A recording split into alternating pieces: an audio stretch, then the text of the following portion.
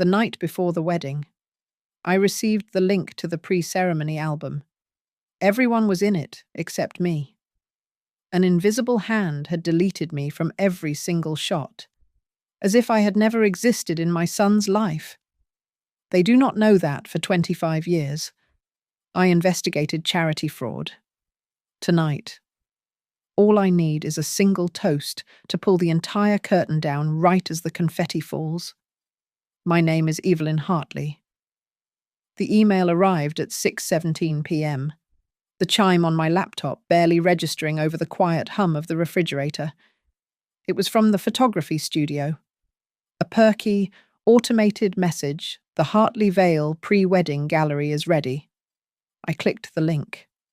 The first photo was beautiful. Liam, my son, standing under an oak tree, laughing as his fiancée, Marissa Vale, kissed his cheek. Then came the group shots. Liam and Marissa with her parents, beaming. Liam and Marissa with her siblings, her cousins, her beaming parents again. Liam with his groomsmen, Marissa with her bridesmaids. I kept scrolling, a tightness building in my chest. There were dozens of photos, combinations of everyone, except me. I went back, methodically, clicking through each image one by one. I was not partially obscured in the back. I was not blurred. I was absent. In every single family configuration featuring my son, there was a void where I should have been. I checked the sender's details. It was a junior coordinator.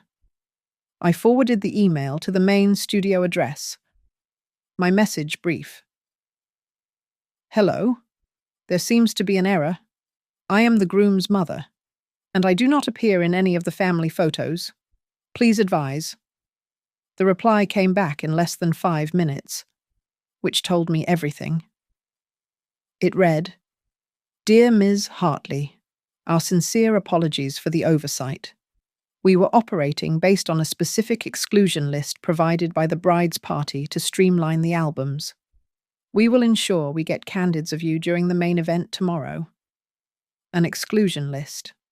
The words hung in the air, cold and precise. A blacklist. My son's wedding had a blacklist, and I was on it.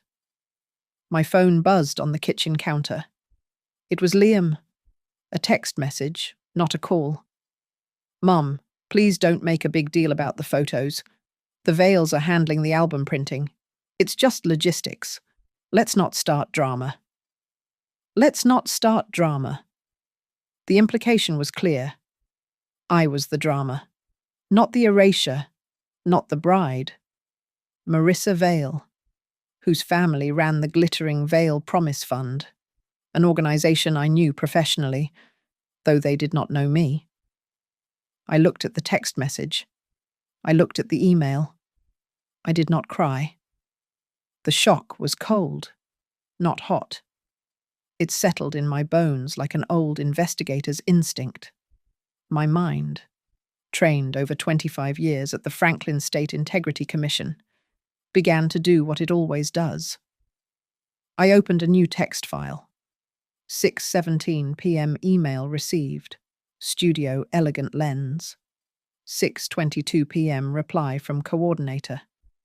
Jasmine. Admission of exclusion list. 6:23 p.m. text from Liam. Don't make a big deal. I saved the email as a PDF. I screenshotted Liam's text. Evidence. It was always about the evidence. My first instinct was to call him, to demand an explanation, to ask him how he could stand there, smiling, while his mother was systematically cropped out of his life. But the old professional voice in my head took over. Never show your hand when you're still gathering facts. Instead, I picked up the phone and confirmed my hair appointment for the next morning. A simple blowout. No fuss. I went to my closet and looked at the dress I had planned to wear, a modest, elegant silk in dove grey. I took it off the hanger and put it back in its garment bag. I selected a simpler, Navy blue sheath instead. Something functional. I laid out my black Rothy's, flat shoes. Calm is armor. You do not go into an interrogation in stilettos. Another email notification pinged. This one was a forward, accidental, from the wedding planner to the MC.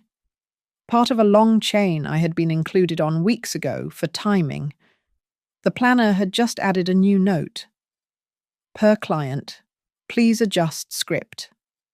During the toast introductions, refer to the groom's side as the Hartley family and avoid specific mentions of the groom's mother or single-parent upbringing. Keep focus on the new union. My breath hitched. It was not just the photos. It was my name, my existence as his mother. I closed the laptop. The kitchen was quiet. For 25 years, I had investigated complex financial crimes. I had followed the quiet, dirty trails of money disguised as charity. I had uncovered fraud hidden beneath layers of social respectability. And I always followed 3 rules: follow the money, follow the power, follow the fear. Someone in the Vale family was afraid. Afraid of what a 62-year-old widow in a navy dress, afraid of a past that did not match their pristine family brand. I looked at the clock. 6:30 p.m. The rehearsal dinner was in 1 hour. The wedding toast was scheduled for tomorrow. I set a silent alarm on my watch. 8:37 p.m. tomorrow, right between the main course and the cake cutting. Okay, I whispered to the empty room. Let's begin. This cold, calculated erasure felt miles away from Riverbend. Miles away from the small house in Willow County where I raised Liam on my own. His father, David, was taken in a car accident when Liam was just 2. From then on, it was just us.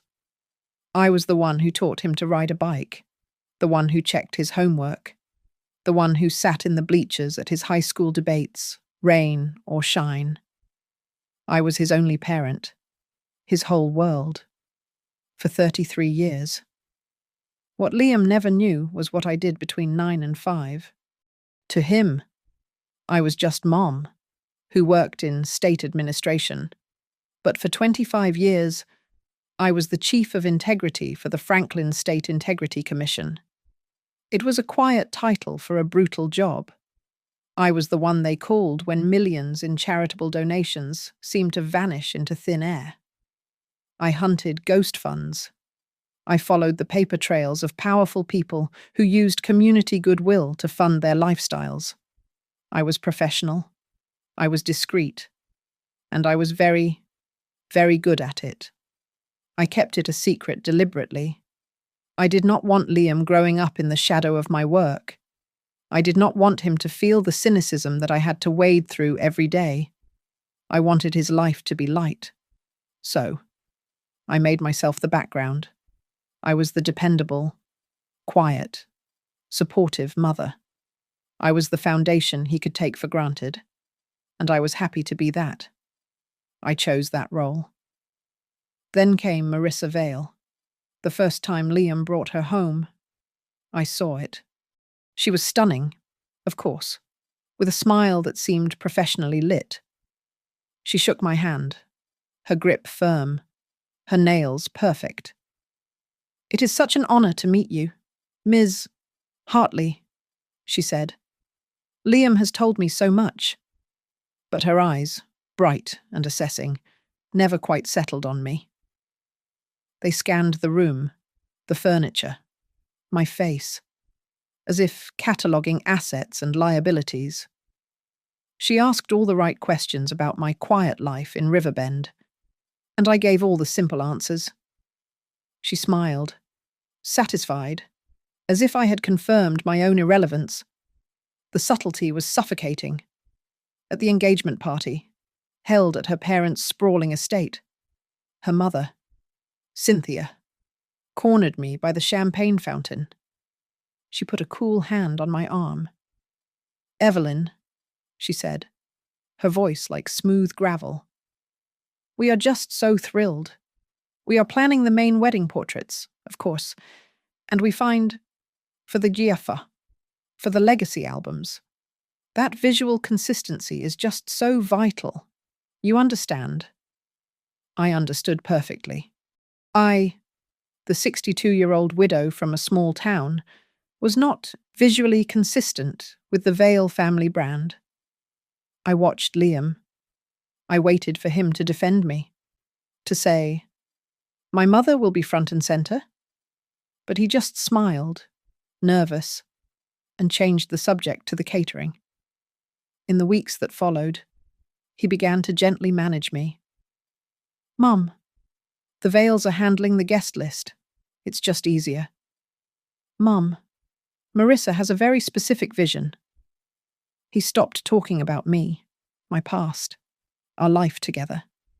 He was choosing social safety, the path of least resistance, over the truth of his own history. And I let him. I watched. I listened. My silence, which they mistook for meekness, was my old professional habit kicking in. When you are auditing a hostile entity, you do not announce your presence. You sit in the quiet room, you observe, and you wait for them to make a mistake. You let them believe you are just the harmless old woman in the corner. The mistake, the final crack, came with the mail. The formal wedding invitation, thick, cream-coloured cardstock, embossed with the Vale family crest. It was addressed to Mr. Liam Hartley and guest, not Ms. Evelyn Hartley, not the mother of the groom. I was guest. I held the card in my hand, the thick paper suddenly feeling like a weapon. They had not just sidelined me. They had demoted me from family to a +1, an optional appendage to my own son. That was the moment the auditor in me took over completely. This was no longer a family misunderstanding. This was a hostile takeover. I looked at the invitation, at the looping, expensive script. They thought they could erase me with an exclusion list and a calligraphy pen. I would not beg for a place in their photographs. I decided, then and there, that I would reclaim my place in the story, and I would do it with the one tool they never expected me to have: the truth. I did not go to the rehearsal dinner. I sent Liam a simple text, feeling unwell. "We'll see you tomorrow." I turned off my phone. I needed silence. My kitchen table became my old office. The guest invitation sat propped against the sugar bowl, a quiet motivator. I opened my laptop, the screen reflecting my calm, tired face. It was time to stop being a mother and start being an auditor.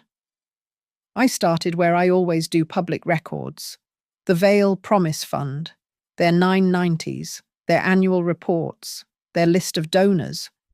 It was all polished, clean, perfectly presented. Marissa was listed as the Director of Community Engagement. I cross-referenced their major donors. A name popped up repeatedly: Northcrest Holdings, a major regional developer. They were reliable, 6-figure donors, nothing unusual, until I pulled the public filings for the wedding venue, the opulent Willow Run Vineyard. And there it was. Northcrest Holdings was the primary investor in the vineyard's recent luxury expansion. I sat back. The sponsor of the charity was also the financial backbone of the wedding venue. This was not illegal, but it was a significant conflict of interest, a leverage point. I dug deeper into the Vale Fund's itemized expenses for the last quarter. My old credentials still granted me access to certain databases, the ones that are technically public but too complex for a casual search. I found the line item Community Nutrition Program. For the past 3 years, it had a steady budget. This quarter, right before the wedding, The expenses for that specific program had spiked by 480%. 480%. A number that screams. I needed a look inside. In my line of work, you cultivate sources, people who owe you, people who trust you. Sometimes, you just get lucky. An hour later, an anonymous, encrypted email landed in my inbox. It was just one attachment, an internal expense statement from the Veil Fund, leaked by someone unhappy. My hands were steady on the mouse. I scanned the line items. Event decor, community gala. Catering, outreach summit. Floral, donor appreciation. The codes next to them looked familiar. I pulled up the vendor list for the Willow Run Vineyard wedding. It was a perfect match. Code for code. The Veil Promise Fund was paying for elements of the wedding, disguising them as charitable activities. The flowers, the specialized lighting, the imported champagne. A second email came from the same anonymous address. Just one sentence. They cut your pictures to get the last sponsorship check from Northcrest. The Veils promised them a flawless family image at the event. There it was. I was not just erased, I was a line item veto, a bargaining chip. My absence was the closing cost on a dirty deal. The next morning, I drove into the city, not to the salon, but to a small brick building housing Studio Lattice, the photography house Marissa had hired. I bypassed the main desk and went straight to the editing bays in the back. A young woman named Anna looked up, her eyes wide. Ms. Hartley. I had not seen Anna in 3 years. The last time was in a sterile conference room. She was a terrified intern, and I was the investigator dismantling her boss's career for workplace harassment. I had saved her job, and, she'd told me later, her sanity. Hello, Anna? You look well. She stood up, glancing nervously over her shoulder. I'm so sorry about the photos. I saw the order. It came from the bride's PR. I know, I said quietly. I am not here to make trouble for you. I am here as a professional.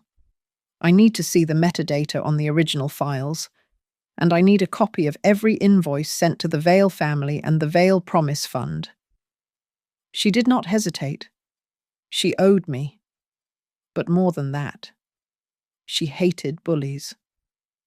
They're 2 separate accounts, she whispered, typing quickly. Ping. One for the personal wedding shoot, one for the charitable event documentation at the same venue, on the same day. She printed the invoices.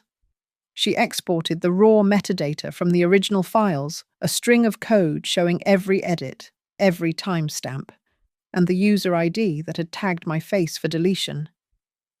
They made us sign an NDA, she said, handing me the stack of papers. An NDA cannot shield criminal fraud.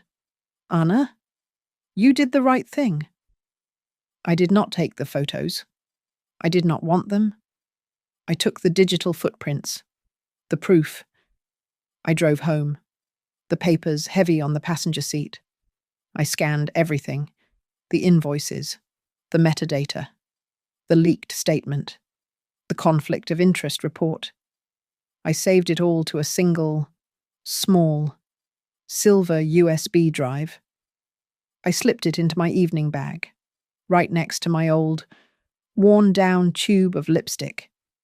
I did not attend the rehearsal dinner, but I was required to attend the rehearsal itself at Willow Run Vineyard the next day. The air was heavy with the cloying scent of imported lilies. Marissa was in her element, directing everyone, her voice echoing slightly in the grand hall. The event manager, a woman with a clipboard and a strained smile, pulled me aside. Ms. Hartley, she said, her voice a professional purr. Regarding the toasts tomorrow, we have a very tight schedule. We are asking all speakers to keep their remarks to 60 seconds. Just a brief congratulations. No personal anecdotes, if you please. I see, I said. And does this apply to Mr. and Mrs. Vale as well? Her smile faltered. We are just trying to ensure a smooth flow for the couple. I nodded. The picture of compliance. 60 seconds. Understood. As I turned, I nearly bumped into the main photographer from Studio Lattice. He was the one who had signed the NDA. He saw me, and his face flushed. He looked away, busying himself with a lens cap. As I passed him, he muttered, just loud enough for me to hear. I'm sorry, ma'am. It's just a job. I understand, I said, though he did not look back up. Marissa glided over, her white rehearsal dress making her look like a conquering angel. She looped her arm through Liam's, pulling him close. Evelyn, so glad you're here. We've just finalized the seating. You'll be at table 12. It's a lovely spot, just by the terrace. You'll have a great view of the gardens. Table 12. I had seen the chart. It was behind a large, structural pillar. It'll be perfect, she added, just out of the way of the main cameras. How thoughtful, I replied. My voice was even. I looked at Liam. He was staring at the floor, his jaw tight. Out of the corner of my eye, I saw Marissa's mother, Cynthia, moving through the staff like a general. She was handing out small, white envelopes. To the event manager, to the head waiter, to the AV technician. I saw her pat the manager's arm, her voice low but carrying. As we discussed, just stick to the script. A perfect day. The script. The one where I did not exist. The rehearsal concluded. As people began to scatter for the pre-dinner cocktails, I finally caught Liam alone, near the coat check. Liam, I said, my voice low. He tensed. Hey, Mom, it's going well. Right. The place looks amazing. Liam, why was I cut from the photographs? He winced, the question hitting him like a physical blow. He ran a hand through his hair. Mom, come on. Not now. Can we not do this now? They sent me an email. Liam, an exclusion list.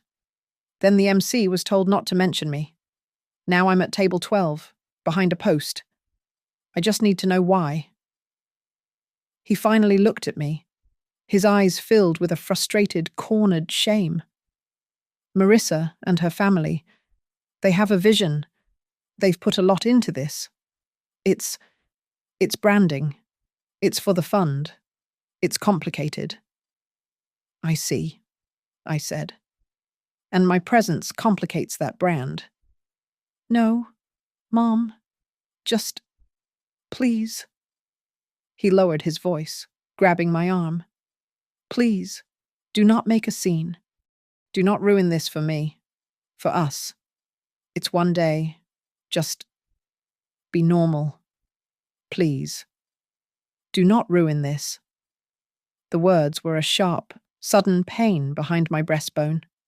I had held him when he had the flu.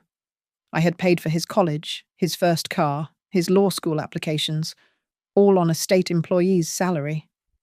I had been his entire family. And now, I was the one who could ruin things. I pulled my arm away, gently. I would never dream of ruining your wedding. Liam? I looked at his face, the face I knew better than my own, and saw a stranger looking back at me, pleading for my silence. Okay, I said, my voice soft. I will not ruin anything. He sagged in relief. Thank you. Mom. Thank you. He gave me a quick, awkward hug and hurried off to join his future. I stood there for a long moment.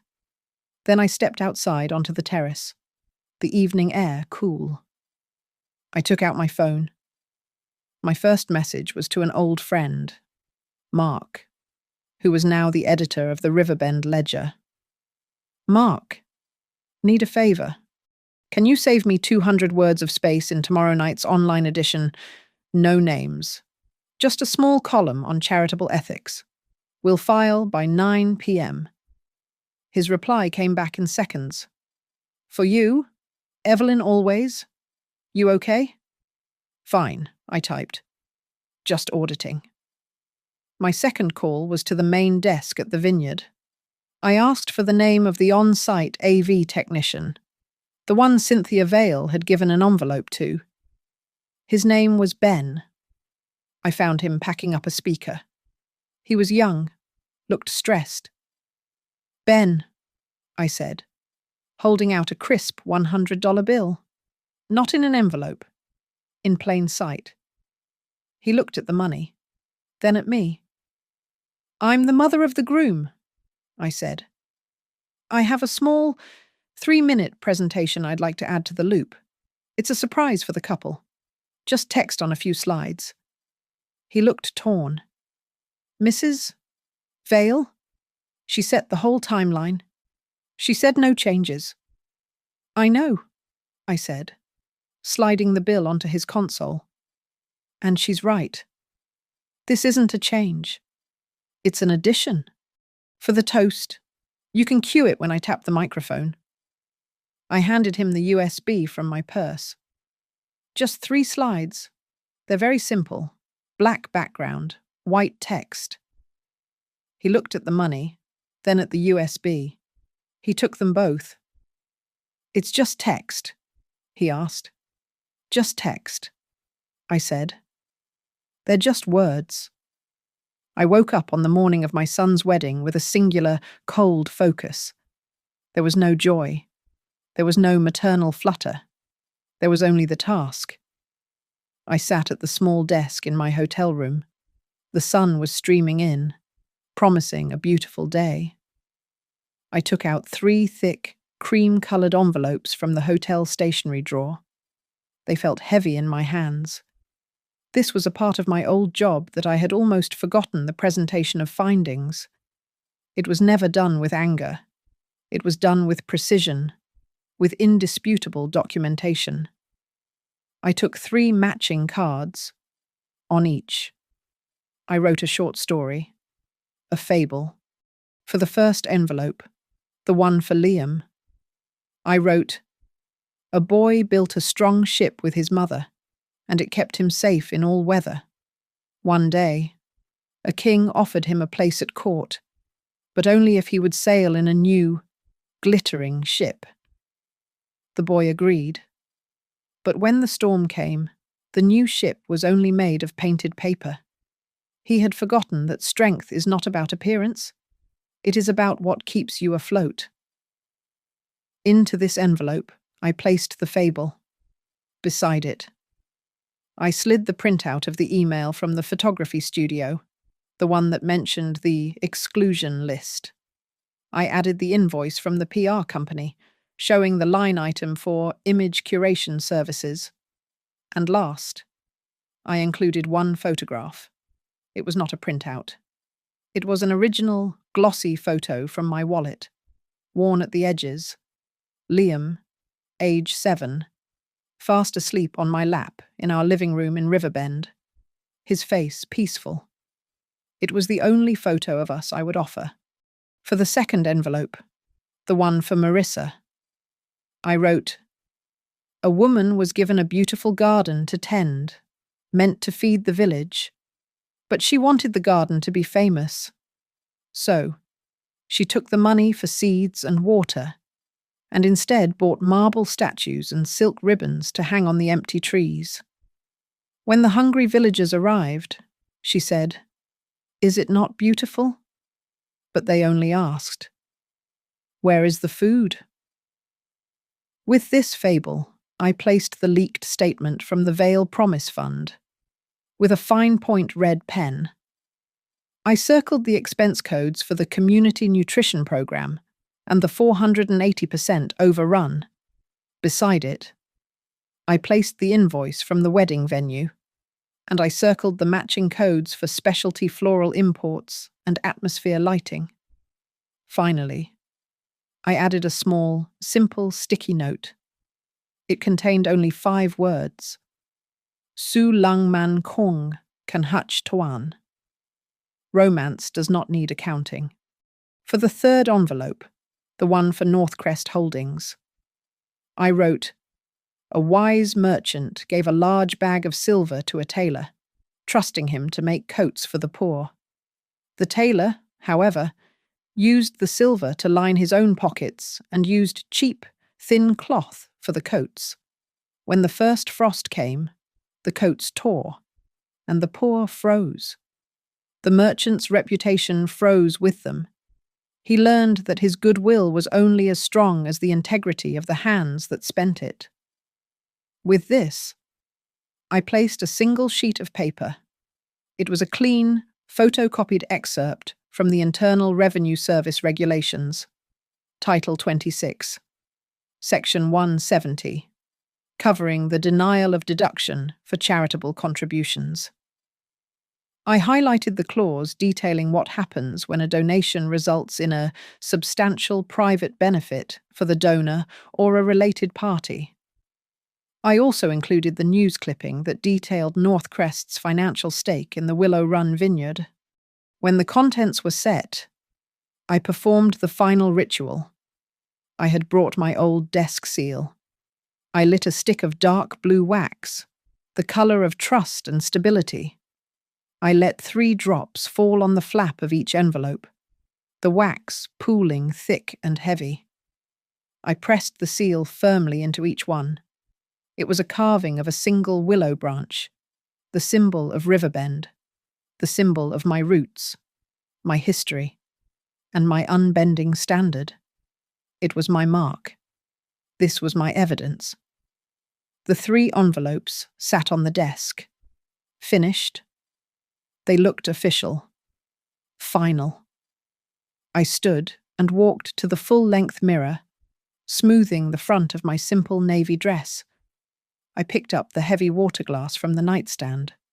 I held it up in my left hand, practicing the gesture. My left hand holds the glass. I whispered to my reflection. My right hand holds the truth. I checked my watch. 10:04 a.m. The ceremony was at 5. The reception would follow. My toast, according to the schedule, was at 8:37 p.m., tucked between the main course and the cake cutting. I slipped the 3 wax-sealed envelopes into my small evening bag. I snapped the clasp shut. I sat on the edge of the bed, my hands folded, and I took one. Slow, calming breath. I was not a guest. I was an auditor, and I was ready to deliver my report. I smiled. The reception began with a shower of gold confetti. A string quartet, which had been playing classical, suddenly shifted into a saccharine pop ballad Marissa's favourite. The doors to the grand hall opened, and the couple made their entrance. The applause was thunderous, manufactured. The master of ceremonies, the same man who had been given the note about me, stepped up to the microphone, his voice booming with practiced enthusiasm. "Ladies and gentlemen, what an incredible day! We are here tonight not just to celebrate 2 people, but to witness 2 incredible families, the Hartsons and the Vales, joining together as one, the Hartsons, not Hartley. A slip of the tongue, or another microaggression from the script. It did not matter. His eyes, sweeping the room, slid past me. He paused, looking for a moment like he had forgotten a line, then quickly looked away, his gaze landing on the head table. I was precisely where I was told I would be. Table 12. The pillar beside me was, just as Marissa had promised, lovely. It was thick, structural, and wrapped in white silk, and it perfectly blocked my view of the head table, just as it perfectly blocked theirs of me. I could see the guests, the dance floor, and the two large projection screens. That was all I needed. The dinner service began. On cue, the lights dimmed for the requisite slideshow. A look back at our journey. The first slides were all Marissa. Marissa as a baby, Marissa on a pony, Marissa graduating from her preparatory school, Marissa volunteering, a perfectly scruffy child's hand in hers. Then Liam at his graduation, a wide shot, Liam playing soccer, a blurry action photo, Liam in a cap and gown.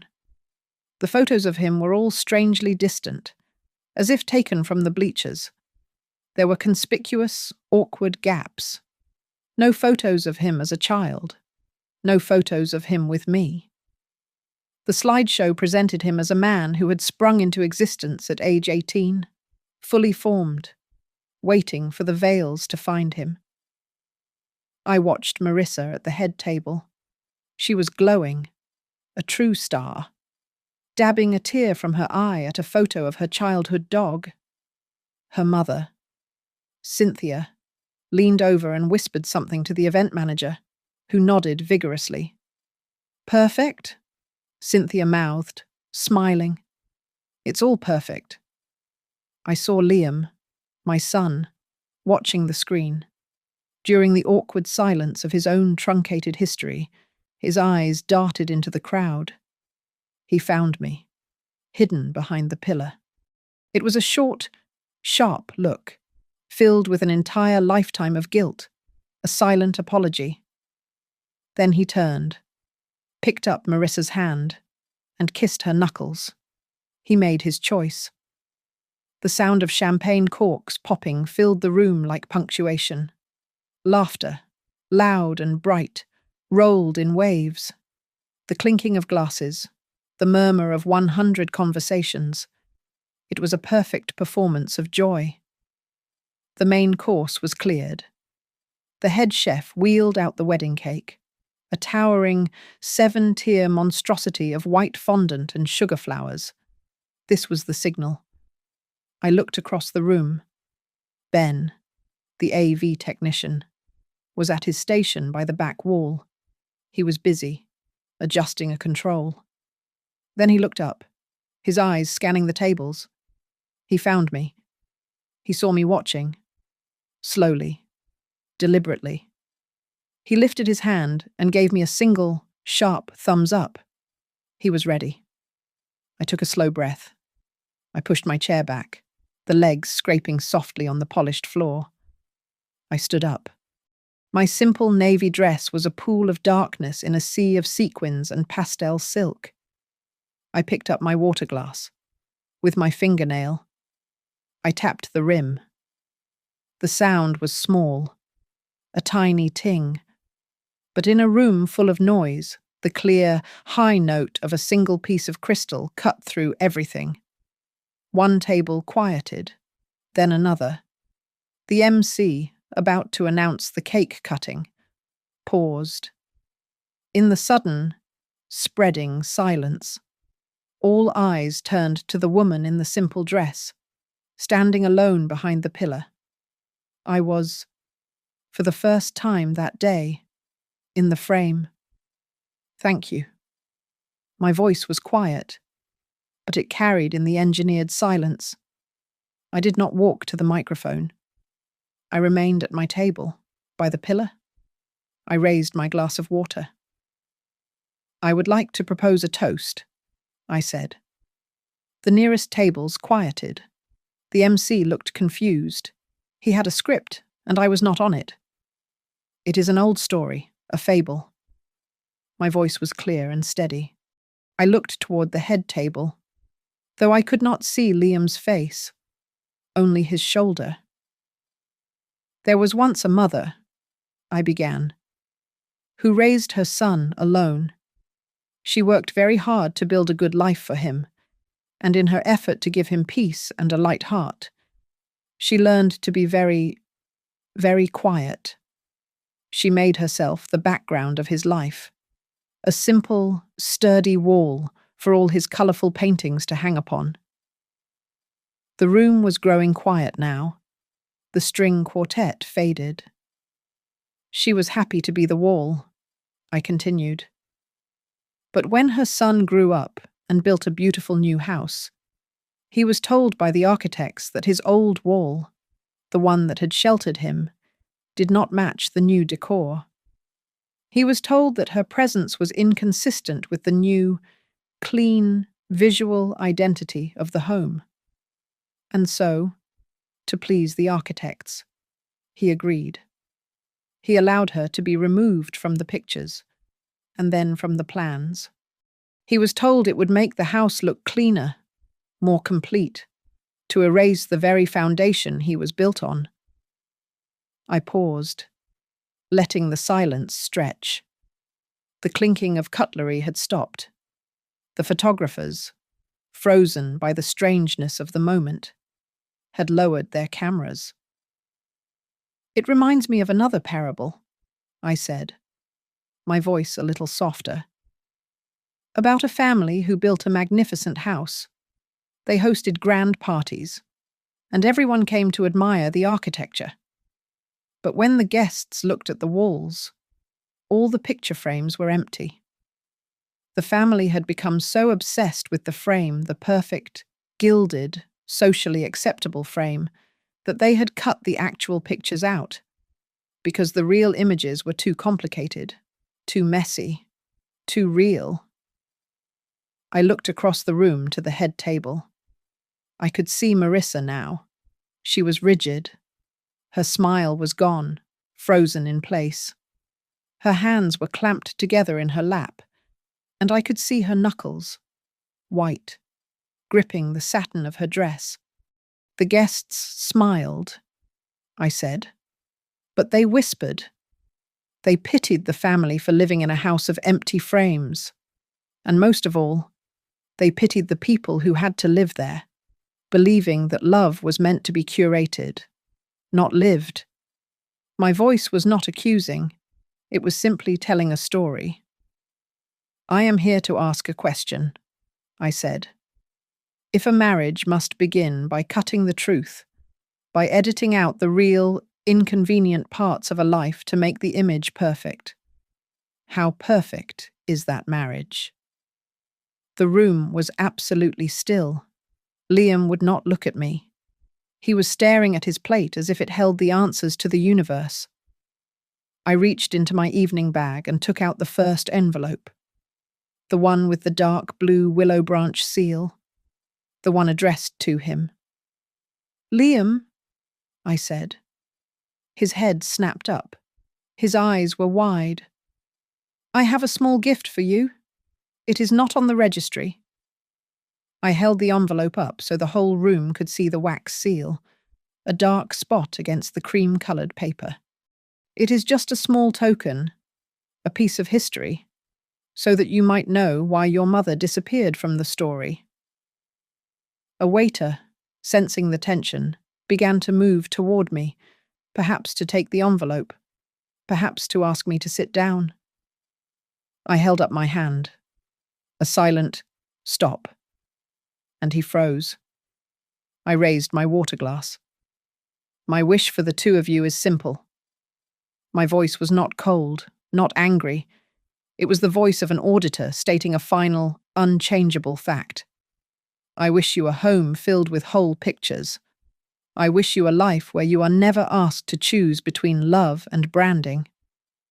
I turned my head slightly, just enough to catch the eye of Ben, the technician. He was watching me, his hand on his console. I tapped my glass with my fingernail. Ting. Instantly. The two large projection screens on either side of the hall, which had been showing a static monogram of L and M, went black. A collective gasp. Then, the first slide appeared. White letters on a black screen. One word. Love. The room held its breath. After 5 seconds, it changed. Family. The air grew thicker. I could hear Marissa's sharp, small inhale from across the room. And then, the final slide. Honesty. The word hung in the air, stark and bright, illuminating the stunned faces of the guests. I let it stay there. I looked at Liam. I looked at Marissa. I looked at the Vales, whose faces had turned to stone. Tonight, I said, my voice closing the loop. We raise our glasses, not to the empty frames, not to the curated story, but to the real person, the real people, in every single picture. I took a sip of water, and I sat down. The silence that followed was louder than any applause. The word honesty remained on the screens, a stark white testament in the dim, lavender-lit room. But Ben, the technician, had followed my instructions exactly. In the bottom right corner of the slide, in a small, discreet font, was a single line of text excerpt from the Northcrest Holdings Donor Charter, Section 14. It was not meant for the whole room.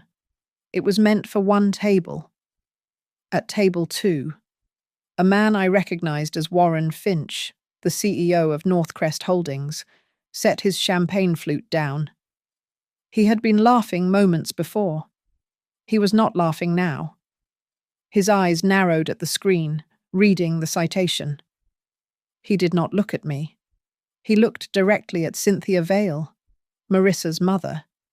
His gaze was sharp, cold, and assessing. The look of an investor who suspects he has been lied to. Near the kitchen doors, the event manager, the woman with the clipboard, was in a hushed, frantic discussion with the banquet captain. She was holding the master invoice. I could see the header from where I sat. Event Order, Vale Promise Fund, Annual Gala. She looked at the paper, then at the 7-tier wedding cake, then at the screens. Her face went pale. She understood, perhaps for the first time, that she was an accomplice, holding the receipt. The silence at the head table was absolute. Marissa, her face a mask of disbelief, leaned behind Liam. She hissed at the event manager, who was now hovering nervously nearby. Who did that? Turn it off. Who is running the slides? Ben, the AV tech, happened to be checking a cable nearby, exactly as planned. He spoke up, his voice polite and devoid of any emotion. It was a scheduled media request. Ma'am, it was submitted by the mother of the groom. Marissa's head snapped toward me. Her eyes were wide with a mixture of fury and panic. The rest of the guests were stirring, whispering. The atmosphere was no longer festive. It was charged, confused. My toast was not a cannonball. It was an alarm bell, ringing clearly in the quiet. They knew something was wrong, even if they did not know what. I stood up from table 12, the pillar at my back. I picked up the other 2 envelopes. I walked, my steps unhurried, across the dance floor toward the head table. I did not go to the microphone. I did not need to raise my voice. I approached Marissa first. She looked like a cornered animal. I placed the second envelope, the one with her name, gently on the white satin tablecloth in front of her. The dark blue wax seal stood out like a drop of ink. Marissa, I said, my voice low, for the table only. I am not here to discuss your accounting in public. I am an auditor, and I am simply noting a discrepancy. She stared at the envelope, horrified. I am giving you an opportunity, I continued, to correct the record before the annual reports are locked. I believe you know what is in here. The clearer the charitable fund, the clearer the love. She flinched. Then, I turned to my son. Liam was staring at me, his face a canvas of confusion and betrayal. "Mum, what are you doing? You asked me not to ruin your wedding." "Liam," I whispered, "I am not. I am giving you the truth, the one you were never allowed to see." I placed the first envelope, his envelope, in his hand. His fingers were numb. He fumbled with the thick paper before breaking the willow branch seal. The contents slid out. The first thing he saw was the email from Studio Lattice, the one with the words "exclusion list." He read it, his brow furrowing. Then he saw the PR invoice. And finally, he saw the photograph. The real one. The small, worn picture of him at 7, fast asleep on my lap. His hand was shaking. He looked from the picture to the email and back. I don't understand," he stammered, looking at Marissa. "What is this? What exclusion list?" Marissa would not look at him. She was staring at the envelope I had given her, as if it were a bomb. She swallowed. A dry, audible click in the silence. "Marissa," Liam said again, his voice louder, sharper. "She said you would explain. Explain what—" The cameras, which had been lowered, were now all raised.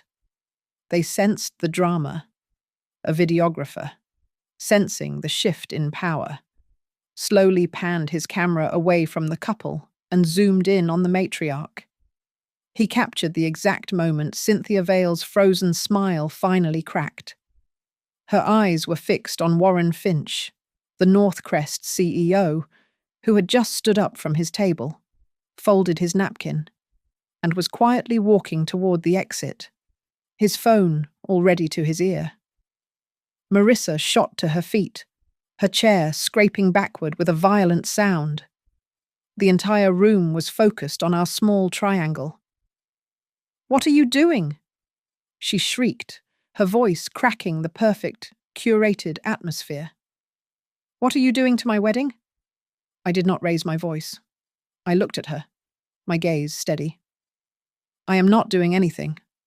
Marissa, I simply asked for a single photograph with my son, and for a single, shared truth. Sit down." The words, sharp and cold, came from Cynthia Vale. She had hissed it at her daughter, but the head table microphone, still live, picked up the sound and amplified it across the hall. The command echoed, "Sit down." The guests who had been whispering now fell into a stunned, new silence. Cynthia's mask of the gracious host was gone. She was looking at her daughter with cold fury. But Liam was no longer looking at his new mother-in-law. He was looking at his wife. He was still holding the picture of himself as a child, his other hand gripping the email. "Marissa," he said, his voice quiet but shaking with a dawning, terrible clarity. "What is the exclusion list? What did she mean? Why she disappeared?" He turned to the AV booth. "Ben, turn off the music. Turn it all off." The last faint strains of the string quartet died. The only sound in the room was the hum of the air conditioning. "Marissa," Liam repeated, his voice now dangerously calm. "Tell me." Marissa looked from Liam's face to my face, and then to her mother. She was trapped. The smooth, practiced smile, the easy confidence it all dissolved. Her face crumpled. She choked, her voice suddenly small, like a child's. "I just wanted it to be perfect." "It had to be." "Perfect?" Liam asked. "Perfect enough to erase my mother." "The sponsors," she whispered, the words tumbling out now. "Northcrest. They required a certain image, a unified family, cohesive. It was part of the deal. Mum said it was just business. It was for the fund." The fund, Liam repeated, his voice hollow. At table 2, the remaining executive from Northcrest Holdings, a woman in a severe black dress cleared her throat. It was a loud, deliberate sound. She pulled out her phone and began typing, her expression unreadable but grim. The entire atmosphere in the room had changed. It was no longer a party. It was an audit. I picked up the third and final envelope. I walked past the head table, past my son's stricken face, and past the weeping bride. I walked directly to table 2. I did not address Warren Finch, who had already left, but the woman who remained. I placed the envelope, with its dark blue wax seal, on the table next to her untouched dessert. I believe, I said quietly, that your internal audit team will understand the contents of this. Section 14 is very clear on private benefit. My guess is you will want to get ahead of this before the 990s are filed. She looked at the envelope, at the highlighted IRS code I had enclosed, and then at me. She did not look angry. She looked, for a moment, impressed. She nodded once, a sharp, curt gesture of professional acknowledgement, and slipped the envelope into her own portfolio. It was then that I heard a new sound, not a whisper, not a gasp. It was the sound of a sudden, violent downpour, a summer storm, breaking against the glass walls of the Vineyard Hall. The carefully planned confetti cannons, set to go off during the cake cutting, were still on the terrace. The gold foil paper was instantly soaked, turning to a sad, wet pulp on the expensive wooden deck. The sky opened up, and the real rain began to fall. When I turned back, Marissa was crying, not the delicate, single tear dabbing she had performed for the slideshow. This was a full, gasping, difficult sob. She had her hands over her face, her shoulders shaking. It was not the cry of a woman who had been humiliated. It was the cry of a woman who had been caught. Yes, but who, for the first time, was no longer holding up the crushing weight of a perfect, false life. The door she had kept locked and polished had just been kicked open, and now the real rain was coming in. The lie was over. The room was a vacuum, holding its breath. The only sounds were Marissa's ragged sobs and the drumming of the real rain against the glass. Liam stood frozen, the small, worn photo of his childhood in one hand, the damning email in the other. I let the silence sit. I let them all sit in the truth of it. Finally, I turned to the MC, who looked as if he wished the floor would swallow him. "If I may," I said, my voice cutting through the tension. "I believe we are overdue for a family photograph." He just stared at me, his script now useless. "I would like one picture," I said, projecting my voice clearly, "of the bride, the groom, and the woman who was erased from the album." The main photographer, the one who had apologized to me earlier, stepped forward. His eyes were bright, not with pity, but with professional hunger. This was the real story. He lifted his camera. "Yes, ma'am," he said, his voice firm. "Right here, in the center." He gestured to the space in front of the head table. Liam looked at me, his eyes pleading. He was still caught between two worlds. I walked toward him. Marissa was still standing, her face streaked with mascara, her perfect dress now just an expensive costume. "Come, Liam," I said gently. "Come, Marissa?" Liam automatically moved to stand beside me. He was my son, after all. But Marissa hesitated, trembling. I looked at her, and then at my son. The photographer was ready, His flash poised. I leaned in, and I spoke, my voice so low that only the two of them could hear me. This picture is only beautiful if it is real. It is only valuable if it is true. Liam looked down at his wife. His face was hard, the shame and confusion now replaced by a cold, quiet anger. The anger of a man who realized he had been made a fool. "Choose, Marissa," he said, his voice rough. "Right now, we take a real photo, or we take a sponsored one. Which is it? Who are we?" Marissa stopped crying. She looked at Liam's hand, the one holding the photo of me and him from 25 years ago. She looked at my face, which held no judgment, only a demand for the truth. She looked at her mother, who was staring at her with a look of pure, icy fury. She took a deep, shuddering breath. She straightened her back. She nodded. Not to me, but to Liam. I will fix the report," she said, her voice hoarse but clear. "I will call the studio tomorrow. I will pay for the corrections. From my own account. Not the funds." She turned to me, her eyes red, but for the first time, her gaze was direct. It held. "I am sorry," she said. "Evelyn, I am so sorry." I nodded once. "That is a beginning?" I turned from the couple and faced the Northcrest executive at table 2. She was watching me, her portfolio in her lap.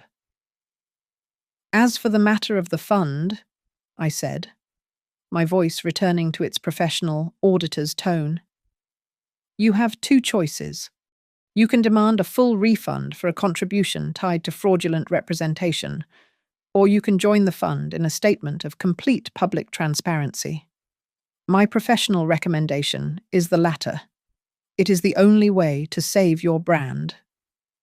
I did not wait for her answer.